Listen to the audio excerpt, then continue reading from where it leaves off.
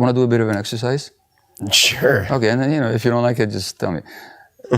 When was the last, this is something I do in my groups or when I speak or so on, when I teach. So I ask people to tell me some recent episode when they're upset with somebody with their lives. And something that they're open to sharing. So it doesn't have to be anything sordid or something, but just something, whether it's your spouse, partner, the bus driver, I don't care who. Sure. A friend. Okay. So are you willing to go there? Anything. Okay. I can share anything? Just where you were upset with somebody. Okay. Yes. Okay, so what happened? Describe it? What happened, yeah. All right. There were a number of issues in my home, broken aspects of the home, things that were falling apart or needed to be fixed. Physically. Okay, yeah. Right. And I had hired someone to do these things while I was gone. Okay. And I came back and none of them were fixed. Okay. And your emotional reaction was? Anger. Rage. Anger, okay. Anything else besides anger? I think they're close cousins. Frustration. Frustration is anger, yeah. Yeah. I was disappointed. Disappointed is sadness. Yeah, it's a different feeling. So I was disappointed in myself also, because I started to look at how maybe... Well, disappointed is not so much an emotion as a state of mind. I'm asking what the emotions were. What's inside disappointment? Something didn't happen, I want it to happen. How do I feel? Isn't there sadness there? Sure. Yeah, there's sadness. I'm not talking into it, I'm just asking. Well, I suppose I might be confusing state of mind and states of mind and emotions. Yeah. Since I'm not sure how to delineate. Yeah, so I'm looking at the raw emotion. Yeah, sadness. So there's anger and sadness. Those are the emotions. Let's go with that. Yeah. Okay.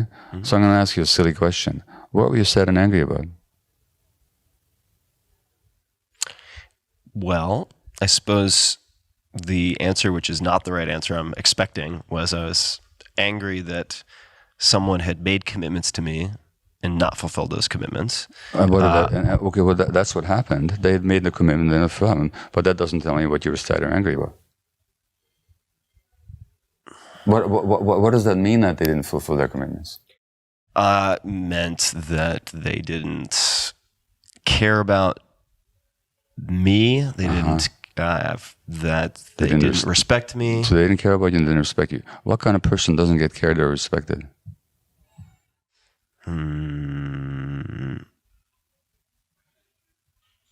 I might need a lifeline here. I don't know. Someone who doesn't deserve to be cared for or respected. Exactly. Somebody unworthy, right? Sure. Of respect and care. Mm-hmm. Okay? Now, if there are other people here, which there usually are when I do this exercise, I would ask them, okay, we just listened to Tim tell us about this experience. Are there other reasons why this other person might not have done the work that has nothing to do with him or her not caring about him or not respecting him? So what other reasons might there be? 1,000,001. Name one. Yeah, he could be in the hospital. He could be in the hospital. What else? Partner carried one. Could have been in a car accident. Exactly. He had a flight delay and got caught on Puerto Rico during a hurricane. He's got ADHD. Yeah. He can't follow through. He's under stress and he couldn't. Right. Okay. Now the email that I was supposed to send is sitting in drafts, and I thought I had sent it, but in fact, he never received it. I mean. Okay, and any number of possibilities. Yeah. Now, of all the possibilities that you've just outlined, including that they don't care about you or respect you, which is the worst one? The one I immediately defaulted to. Right. So the worst. If the guy's dead, then it's bad. But internally. Yeah, internally, the worst assumption is the one that I immediately made. Exactly. So let's notice something. I should say we, because we're all like this, we don't respond to what happens. Mm-hmm. We respond to our perception of what happens. Right. Okay? That's what the Buddha said. It's with our minds we create the world. So that if you'd found out he had ADHD or he was stressed, or you might have been sad for him, but you would not have been angry and you would not have been sad. Okay? You might have, So, first of all, we don't respond to what happens. We respond to our perception of what happens, to our interpretation of what happens. Number one. Number two, of all the possible interpretations, we choose the worst one. Yeah. number two. Thirdly, what I just said isn't true. We didn't choose it. It's not like you went through all these possibilities and you said... It wasn't multiple choice and I chose option D. Oh no, he doesn't care about me. He doesn't respect me. You didn't do that. Your brain jumped there automatically, right? Mm-hmm. The question is why? Yeah. Now here's the learning. First time in your life that you felt hurt and angry that when you perceived somebody didn't care about you or didn't respect you? Or has it happened before? This is where the exercise might go sideways. I'm going to hit pause on that. I think that's probably for more of a conversation over wine. But you'd probably agree it's not the first time. It's not the first time. Very good. And most people I talk to, it goes back way back. Yeah, this goes way back. Into childhood. Mm-hmm. Okay? And that's what trauma is. We don't respond to the present moment. We respond to the past. Now, but along the lines of our discussion, it's a beautiful learning opportunity. Now you get to know.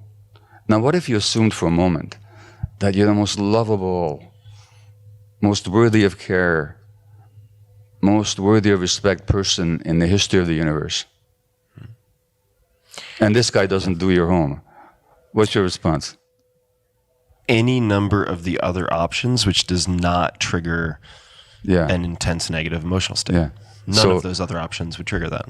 So something in you, I would argue, still believes that you're not worthy of care and respect. Mm-hmm. And that's what gets triggered. So who's the one that doesn't care about you and who's the one that doesn't think you're worthy of respect? No, it'd be me. It'd be you. Yeah. No, that's a learning. No, it is. And this is exactly what you're talking about. You're saying how these difficult things, how these problems are always teaching opportunities. And that's the beauty of healing, is that when you reframe things and you actually see the source within ourselves, all of a sudden, that's liberating. Because guess what? If you're feeling that way because this guy did this or didn't do that, that makes you a victim. Yeah. But if you see that you're the source, now you're powerful.